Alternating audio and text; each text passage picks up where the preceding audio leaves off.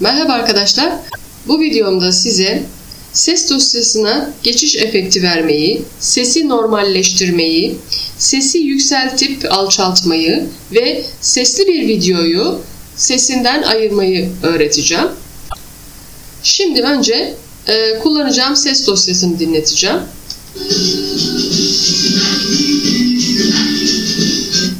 Bu şekilde bir ses dosyamız var.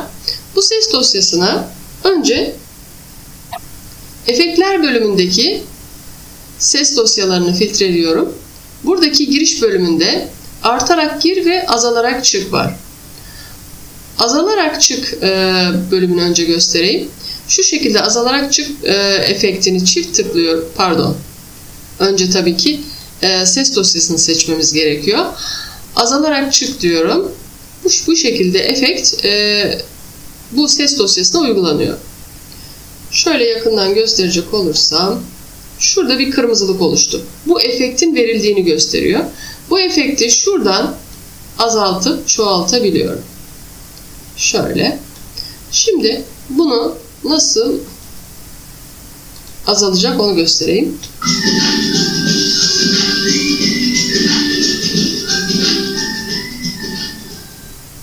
Bu şekilde sesi azaltarak sona erdirebiliyoruz. Bunu silmek için şuradaki çöp kovasını tıkladığımda bu efekti buradan siliyorum. Şimdi artarak gir bölümüne ses dosyası gene seçili ve onu ayarladım. Burada artarak gir bölümü var. Gene onu şöyle şuradan göstereyim. Burada kırmızılık oluştu gördüğünüz gibi. Onu da şöyle hafifçe arttırıyorum. Evet, girişi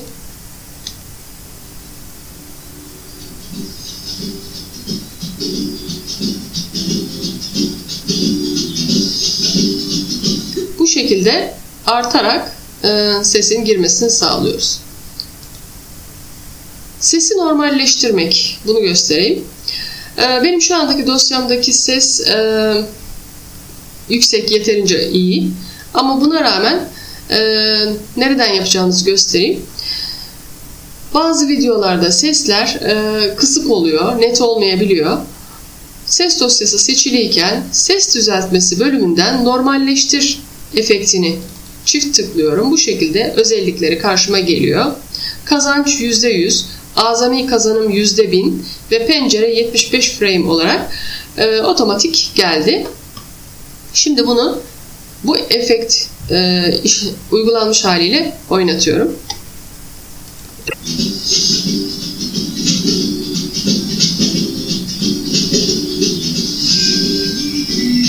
Seste bir artma oluyor normalleştirde. Eğer ses daha kısıksa bu daha belirgin bir şekilde belli oluyor. Azami kazanım ya da kazanç bölümünde arttırma yaparak sesi daha yükseltebiliyorsunuz. Benimki şu anda çok istemiyor. O nedenle bunu yapmayacağım. Ama normalleştirme kısmını bu şekilde yapabilirsiniz. Şimdi bu efekti de bundan siliyorum. Sesi yükseltip alçaltmak.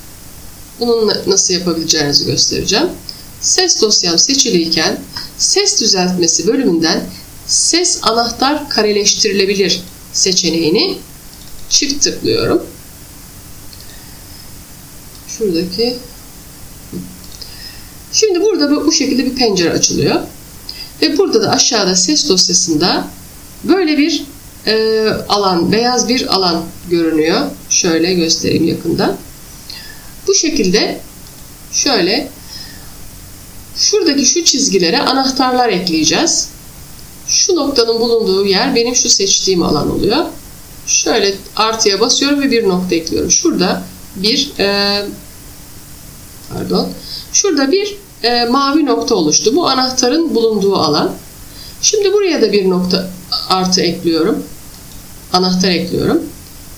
Biraz daha ileriye bir anahtar daha ekliyorum. Şimdi bu ortadaki anahtarı işaretliyorum ve burada işaretlediğimde kırmızı olması gerekiyor. Buna dikkat edin. Burada sesi kısacağım. Bu kazanç bölümünden şöyle sola doğru kaydırıyorum ve burada bu sesin kısılmasını sağlayacağım. Şu anda kısıldı. Oynatalım.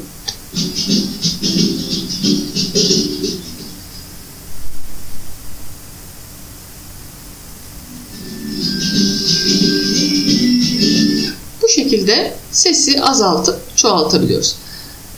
Tam tersine çoğaltabiliyoruz da tabii ki. Şimdi şöyle ses dosyam yeterince yüksek sesli olduğu için ben fazla arttırmadan şöyle hafifçe bir ses arttırması yapıyorum. Bir de bu şekilde izleyelim.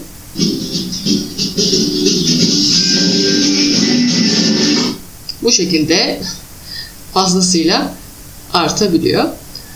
Şöyle.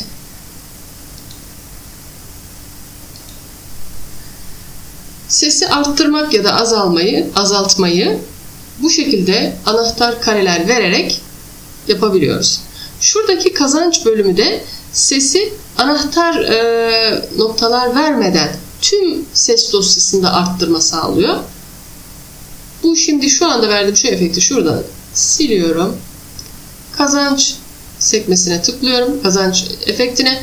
Burada hiçbir anahtar yok. Bunu bu şekilde arttırıp tüm sesi azaltıp ya da çoğaltabilirsiniz. Bu efekt de bu şekilde kullanılıyor. Şimdi sesli bir videodan sesi nasıl ayırabileceğinizi göstereceğim.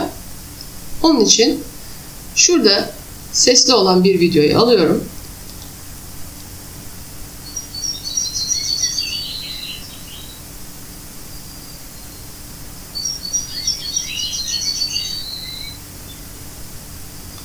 Bu videodaki bu kuş seslerini ayırmak istiyorum.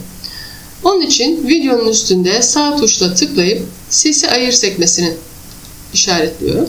Şu anda videoda ses ayrıldı ama birbirlerinden kopmadılar. Onun için tekrar sağ tuşla klipleri gruptan çıkar diyorum. Bu şekilde videoyu ve sesi farklı farklı ayırmış oluyorum. Hangisini kullanmayacaksam onu seçiyorum. Şöyle ve siliyorum. Bu şekilde videodan da sesi ayırabiliyoruz.